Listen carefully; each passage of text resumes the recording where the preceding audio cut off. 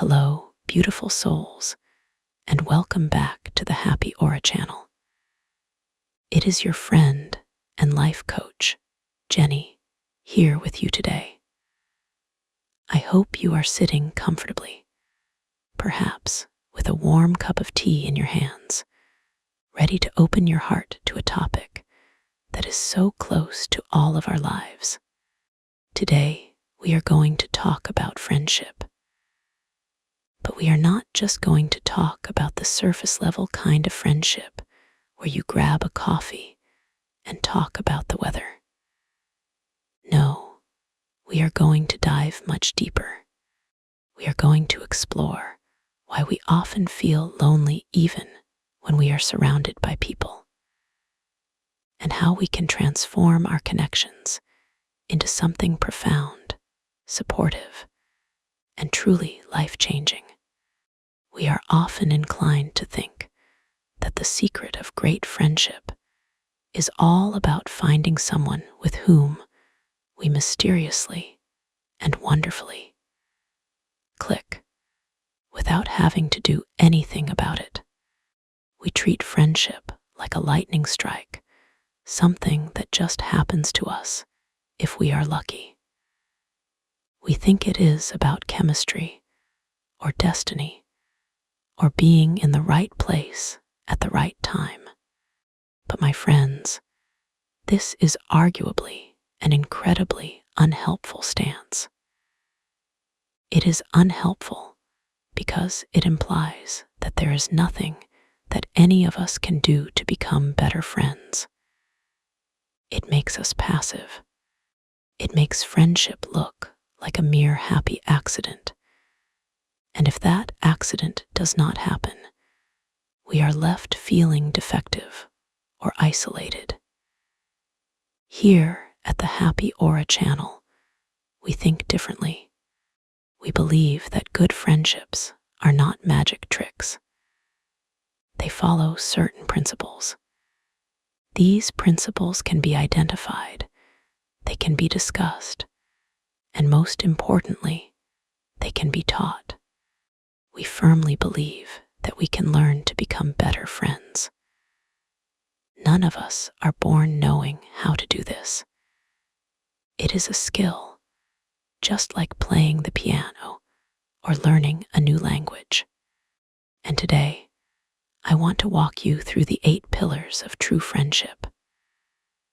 The first principle is the art of asking the right questions. We need to learn the art of teasing out of people the bits of themselves that are sincere, vulnerable, and true. If you look at the way our society is structured, it tends to encourage us to stay on the surface. We ask, "How are you?" And we expect the answer, "I am fine." We talk about sports, or the news, or the traffic. But true friends know how to go deep. They are not afraid of the messy, complicated reality of being human. In order to deepen your connections, you have to be brave enough to ask different questions. Instead of asking what happened, ask how it felt. For example, you might ask, "How did it feel when that loss occurred?" Or what was going through your mind when you received that news? You need to show empathy not just by nodding, but by vocalizing your understanding. You might say, "You must have felt quite sad when that happened." Furthermore, you must use self-disclosure to encourage others to throw off their masks. Vulnerability is a two-way street. If you want someone to open up, you have to hand them the key by opening up yourself first. You might say, "I have often found myself very scared when I am in that situation," or "I struggle with that feeling too." By doing this, you create a safe harbor where the other person can dock their boat and unload their heavy cargo. This leads us beautifully into the second principle, sincerity. In our modern world, there is so much pressure to be happy all the time. We curate our lives on social media, showing only the highlights.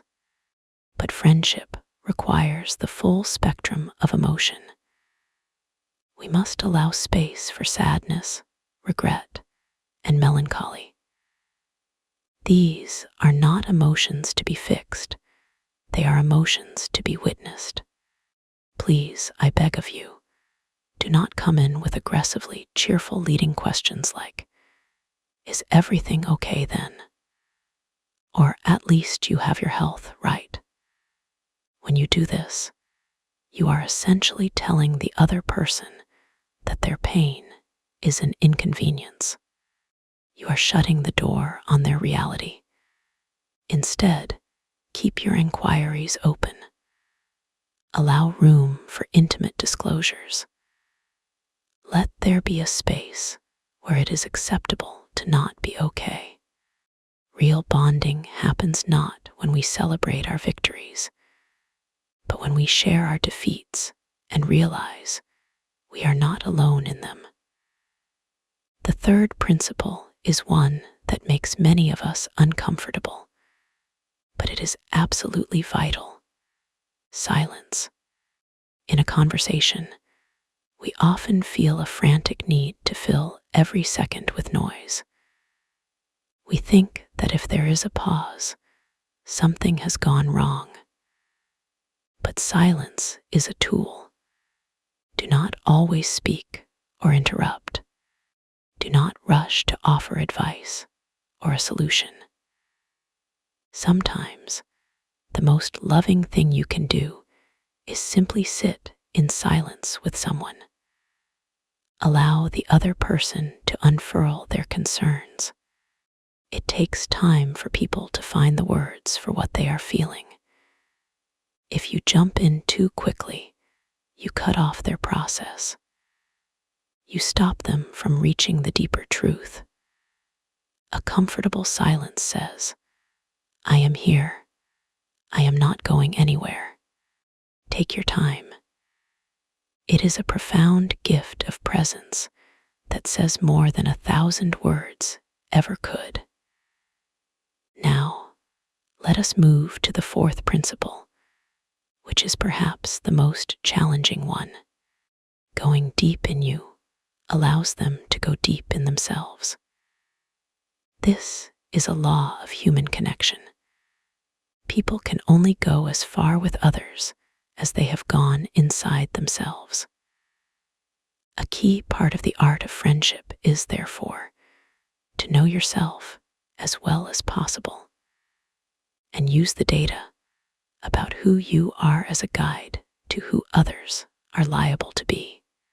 We all know that around some people, we feel we are boring and have nothing to say. We feel stifled, flat, and uninspired. This is rarely a reflection of us. It is solely a reflection of how many rooms such people have opened up in their own minds. If a person has only explored the lobby of their own psyche, the part that cares about appearances and small talk, they will only be able to meet you in your lobby. But the more they have explored the basement of their fears, the attic of their dreams, and the dark closets of their regrets, the more interesting their interlocutors will feel in themselves. To be a better friend, you must be a brave explorer of your own inner world. The fifth principle is about discipline. Don't jabber. We have all been guilty of this. It can be incredibly tempting to talk too much on our pet themes, whether that is our children, our job, our political views, or our hobbies. We get on a roll, and we forget that there is another human being across from us. You must ask yourself with courage, what could another person possibly do with what I propose to tell them? be ruthless with your editing? Do they really need to know the minute details of your commute? Do they need to hear the entire history of your dispute with your neighbor? Can there be a space in someone else's mind for this, or not so much? Friendship is an exchange, not a monologue.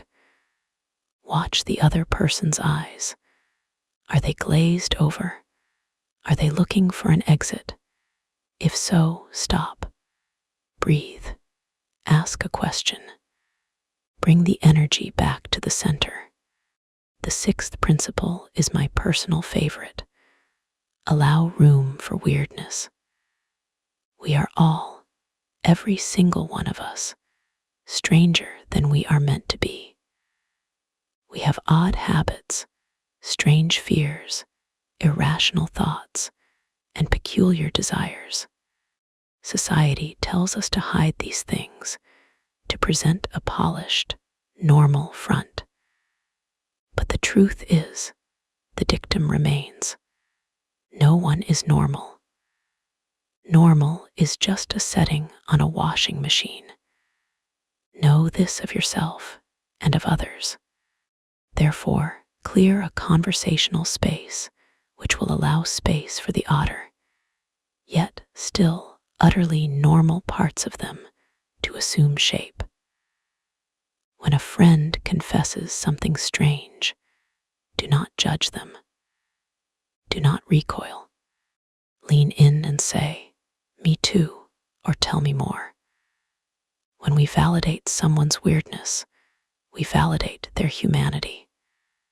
We tell them that they do not have to pretend anymore. And what a relief that is, to be fully, weirdly, authentically seen and still loved is the greatest feeling in the world. The seventh principle requires a shift in perception. Know that everyone is anxious and scared. I do not care how confident others seem. I do not care if they are the CEO of a massive company, or the most popular person at the party, or the one with the perfect Instagram feed. They are always likely to be inside, close to despair, panic, or regret. We are all fighting battles that no one else sees. We are all carrying burdens that would bring us to our knees if we did not keep moving. Do not wait for them to tell you this. They might never tell you. They might be too proud, or too ashamed, or too convinced that they have to be strong. Assume it is true. Assume that the person in front of you is hurting in some way. Respond accordingly with preemptive signs of sympathy and tenderness. Be kind before you have a reason to be. Be gentle even when they seem tough. Your softness might be the only safe place they encounter all day. When you approach people with this assumption of hidden struggle, your friendships will instantly become deeper and more compassionate.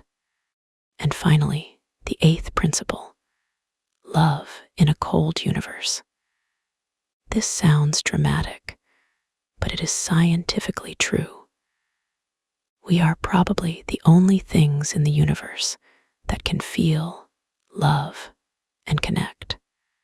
Out there, beyond our little blue planet, it is mostly just gas, rock, and silence.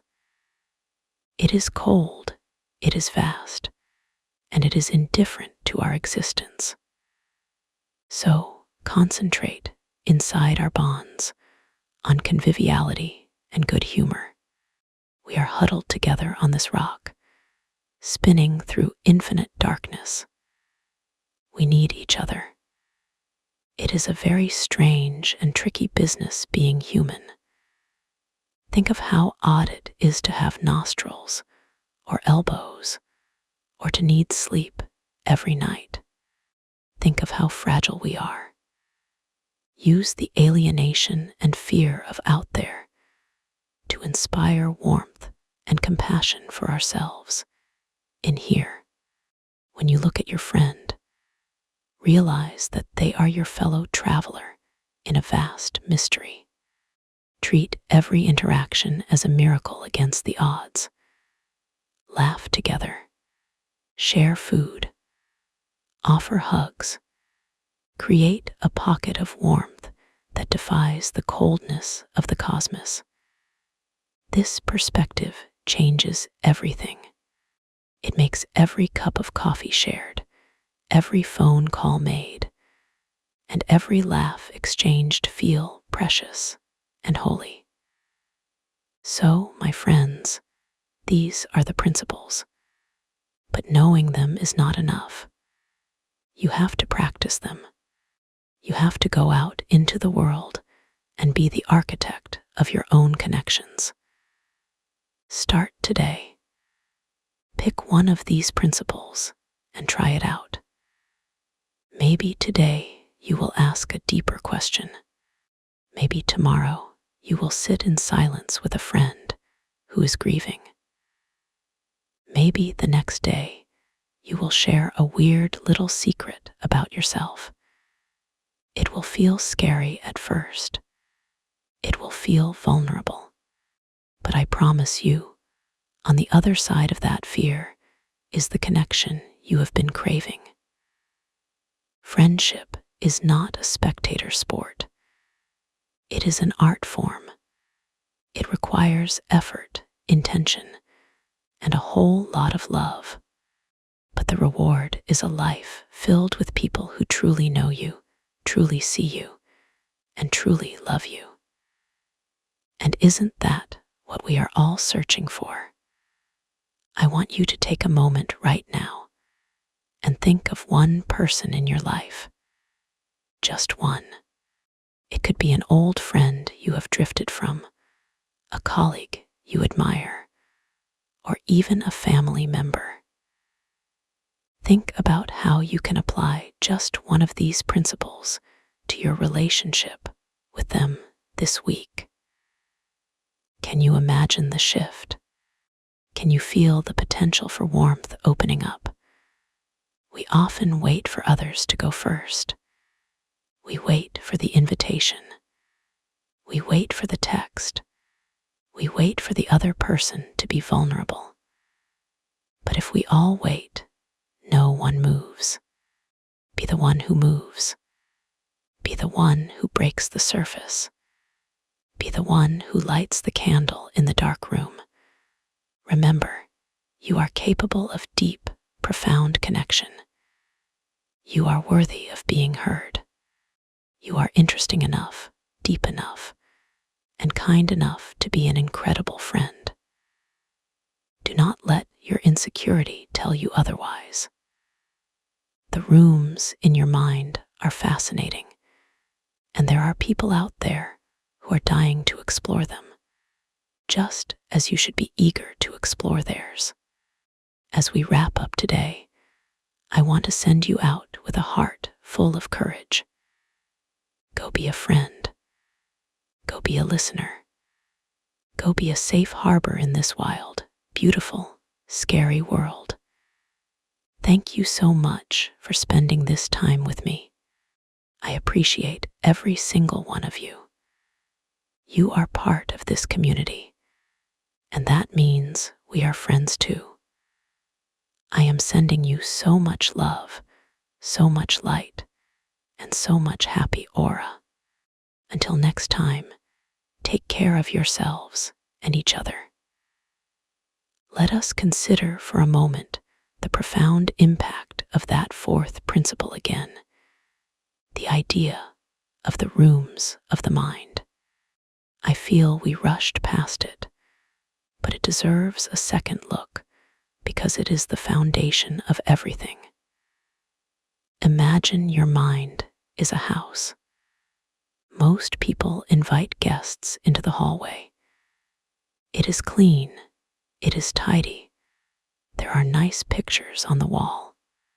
But the real living happens in the kitchen, where there are dirty dishes. It happens in the basement, where we store our old memories. It happens in the bedroom, where we dream and cry. If you keep your friends in the hallway, you will always feel lonely, even if the house is full of people. You have to invite them into the messy rooms. You have to say, "Look, this is where I hide my anxiety," or "This is the room where I keep my childhood dreams that never came true."